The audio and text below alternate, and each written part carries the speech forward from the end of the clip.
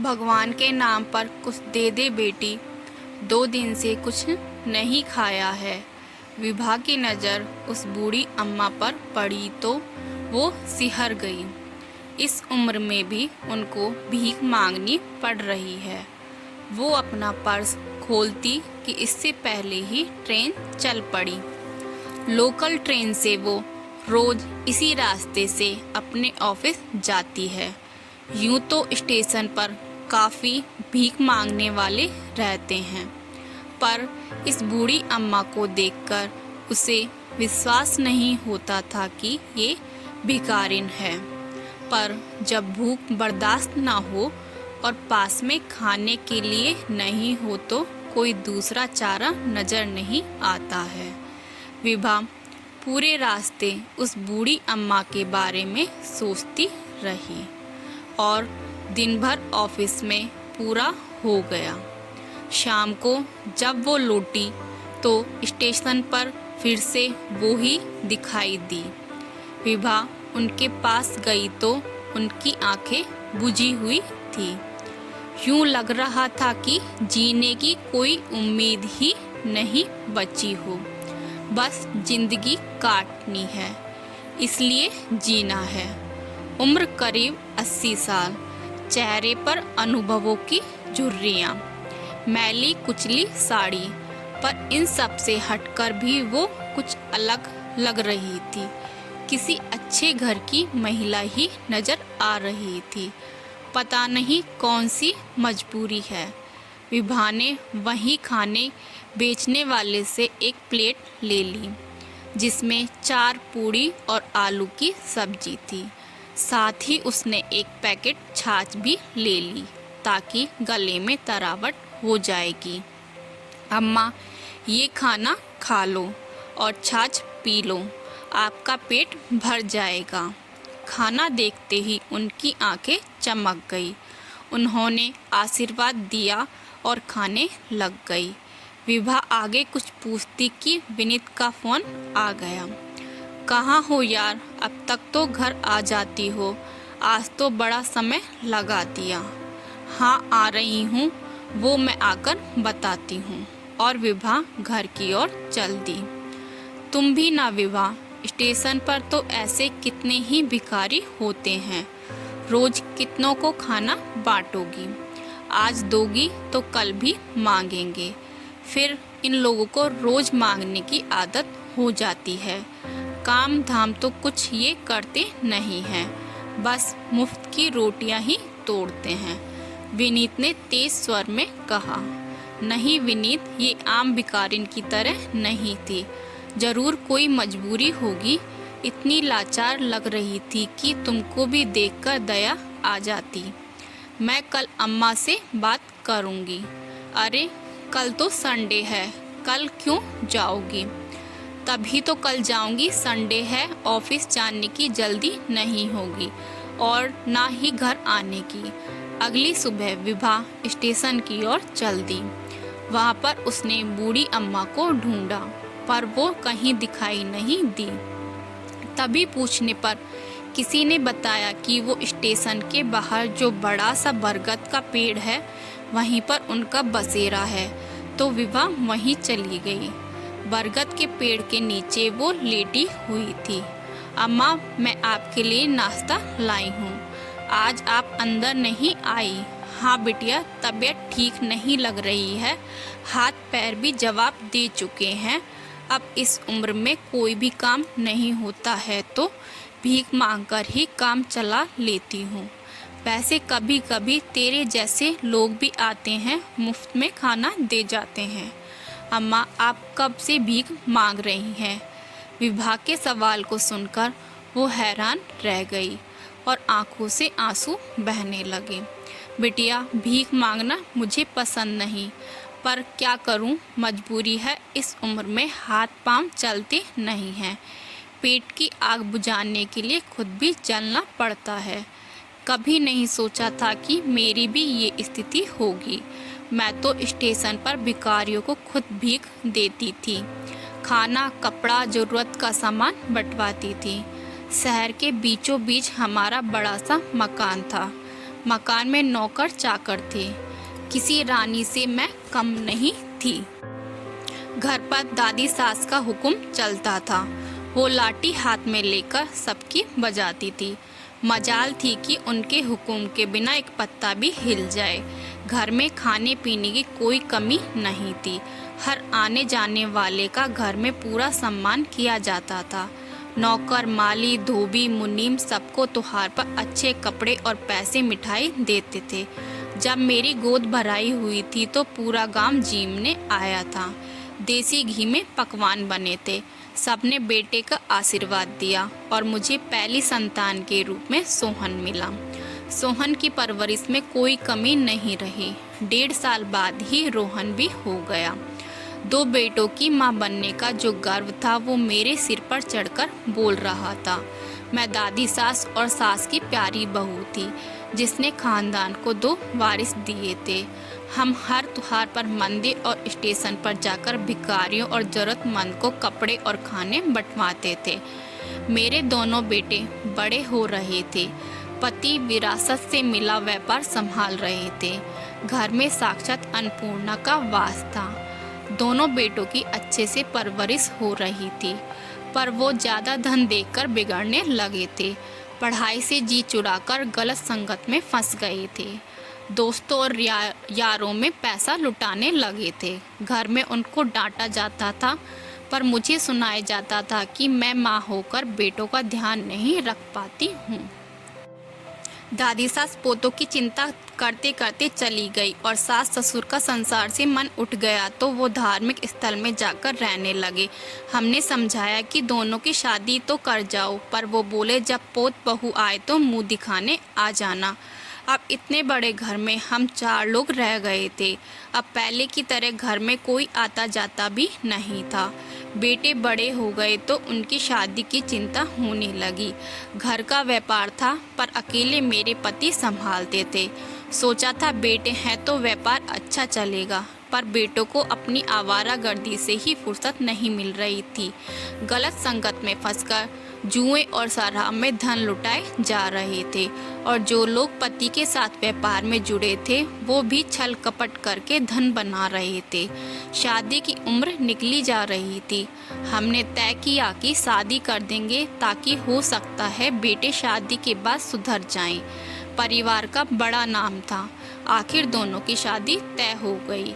एक साथ ही घर में 2 बहुएं आ गई। अब लग रहा था कि लक्ष्मी घर आई है तो घर की स्थिति सुधर जाएगी। गरीब घरों से बेटियां लाए थे, पर वो तो हमारी ही सिर पर चढ़ गई। इतना धन देखकर दोनों को लालच आ गया और फालतू खर्च करने लगी। पहले तो हम बेटों से ही परेशान थे, पर अब बहुएं भी नक्सड़ी आ गई थी। वो भी अय्यासी में कम नहीं थी। महंगे कपड़े जेवर खरीदने और सैर सपाटे में लग गई थी। मेरे पति व्यापार और मैं घर बार संभाल रही थी। दोनों देर तक उठती नहीं थी, रसोई में पैर नहीं रखती थी। मेरी हालत देखकर पति ने बेटों को कई बार समझाने की कोशिश की, पर वो समझे नहीं। ये चिंता करने लगे और एक दिन अचानक इनकी तबीयत बिगड़ी और मुझे संसार में अकेला छोड़कर चले गए। इनके जाने के बाद भी बेटों की नींद नहीं खुली। 2 बच्चे हो गए, पर व्यापार संभाला नहीं गया और उसमें नुकसान होने लगा। एक दिन ऐसा आया कि कर्जदारों की भीड़ सिर आकर खड़ी हो गई। दोनों बेटों को तब होश आया जब सब कुछ नष्ट हो चुका था। अब घर में लड़ाई झगड़ा शुरू हो गया। दोनों बहुएं रोज मायके जाने की धमकी देती और घर में भी पैसों की भारी तंगी हो गई थी। वो कहते हैं ना, विधवा माँ सबकी आंखों में खटकती है। मैं विधवा थी, कोई सहारा नहीं था, तो दोनों बेटे बहू कुछ भी सुना देते थे। मेरे खाने पीने में कटौती करने लगे थे। उन्हें लगता था कि अकेली इस माँ का बहुत खर्चा हो जाता है। अब रोज मुझे कोसा जाने लगा। मेरी वजह से दोनों कहीं ढंग से काम नहीं कर पा रहे हैं। घर में विधवा हो तो बरकत भी कम होती है। यही सोचकर बहू भी मुझे ताने देने लगी थी। मुझे कुछ समझ नहीं आ रहा था कि मैं क्या करूं। एक दिन सोहन बोला, माँ आपको तीर्थ स्थल की यात्रा करवा लाता हूँ, हो सकता है कुछ पुण्य मिले और हमारे घर की स्थिति सुधर जाए। मैं भी खुश थी पर थोड़ी आशंकित भी।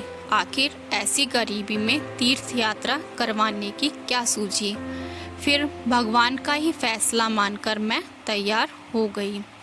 जिस तीर्थ स्थल जाना था वहाँ से 2 स्टेशन पहले सोहन मेरे लिए पानी लेने को प्लेटफॉर्म पर उतरा था। पानी तो लाया नहीं और खुद भी नहीं आया। ट्रेन चलने लगी और मेरे पास 1 रुपया भी नहीं था। स्टेशन जाकर गाड़ी रुक गई। मैं नीचे उतरी और अपने बेटे को ढूंढ रही थी पर वो नहीं आया। स्टेशन पर ही सुबह से शाम हो गई। पास में पैसा भी नहीं था और भूख भी लग रही थी। कुछ नहीं सूझा। 1-2 दुकानदारों को अपनी आप बीती सुनाई पर किसी ने भी मुझे खाना नहीं दिया। मैंने कहा, मुझे उधार दे दो, मेरा बेटा 1-2 दिन में लेने आ जाएगा। तो सब हंसने लगे। अम्मा तुम बहुत भोली हो, तुम्हारा बेटा अब कभी नहीं आएगा। वो तुम्हें यहाँ छोड़ गया है। तुम्हारे साथ रहना उसको भारी लग रहा था। मुझे विश्वास नहीं हुआ। 9 महीने जिस बेटे का भार उठाया, खून से सींचा, आज उन्हीं बेटों को माँ भारी लगने लगी थी। बस तब से बेटों का इंतज़ार करना छोड़ दिया है। अब तो यही स्टेशन पर भीख मांगकर गुजारा कर लेती हूँ और भगवान का नाम जप लेती हूँ। बूढ़ी अम्मा की कहानी सुनकर विभा की आंखें भर आई। सच है, सब जानबूझकर भीख नहीं मांगते हैं, कुछ लोग मजबूर भी होते हैं। विभा घर पर आ गई, अपनी बूढ़ी अम्मा से मिल आई। कोई कहानी सुना दी होगी। हाँ विनीत, ऐसी कहानी जो अंदर तक मन को झकझोर देती है। बेटों से माँ का भार न उठाया गया तो वो उन्हें स्टेशन पर छोड़कर चले गए। मैंने कहा, बूढ़ी अम्मा अपने घर का पता दो, पर वो मुकर गई। वो अब ना बेटों के साथ रहना चाहती हैं और ना ही उन्हें सज़ा दिलाना चाहती हैं। वापस भी जाना नहीं चाहती। जब बेटों ने मेरा त्याग कर दिया तो मैं क्यों उनसे मोह रखूं। पत्थर की बन गई हैं। पर विनीत, मुझे अम्मा का इस तरह स्टेशन पर भीख मांगना अच्छा नहीं लगता है। हम उनके लिए कुछ नहीं कर सकते। विभा, हम क्या कर सकते हैं?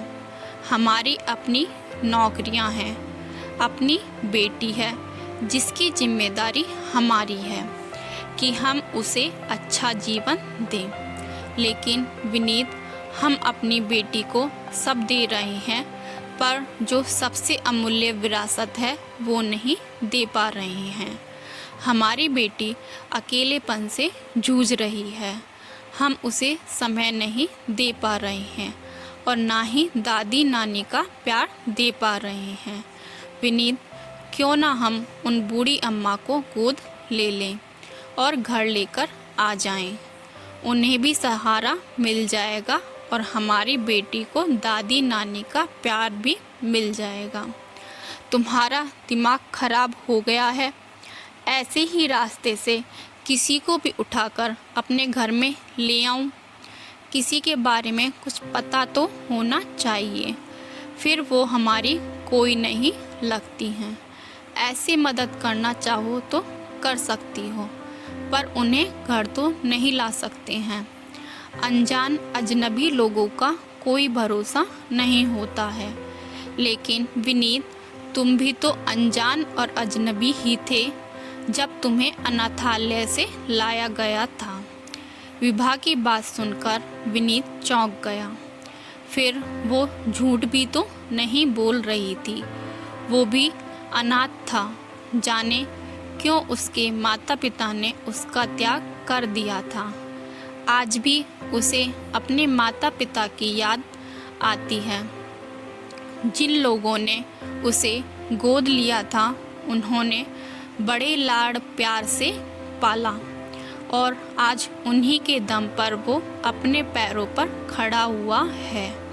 विभा से शादी हुई और एक दिन दोनों उससे ही मिलने अपनी कार से आ रहे थे, पर भीषण सड़क दुर्घटना में दोनों मारे गए और अपनी पोती का चेहरा भी देख नहीं पाए।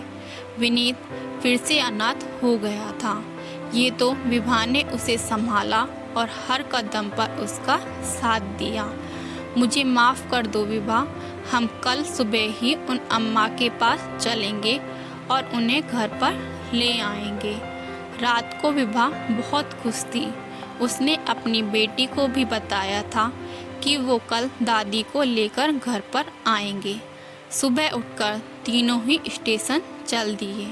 विभा की नज़रें उन्हें ढूंढ रही थी। तभी दूसरी ओर बहुत भीड़ दिखी। वो भी भीड़ के अंदर देखने की कोशिश करने लगी। अंदर देखा तो मुंह से चीख निकल गई। अम्मा का शव पड़ा था। काफ़ी दिनों से बीमार थी। समय पर इलाज न मिलने के कारण मृत्यु हो गई। 2 बेटों की माँ भीख मांगने पर मजबूर हो गई थी और आज एक लावारिस की भांति स्टेशन पर पड़ी थी। विभा रोने लगी। बहुत मुश्किल से विनीत ने समझाया। लोग एक एक करके जाने लगे पर विभा वहाँ से हिली नहीं। विनीत, हम अम्मा को अपने साथ नहीं रख पाए पर सम्मान से इनका अंतिम संस्कार तो कर ही सकते हैं। इनके बेटों को खबर भी नहीं होगी कि आज उनकी माँ इस दुनिया से चली गई है। विनीत ने पुलिस वालों से परमिशन ली और सम्मान से अम्मा का अंतिम संस्कार कर दिया। विभा ने भीगी आंखों से उन्हें विदाई दी। तो दोस्तों, अगर आपको हमारी कहानी पसंद आई हो तो लाइक, शेयर एंड सब्सक्राइब ज़रूर कीजिएगा।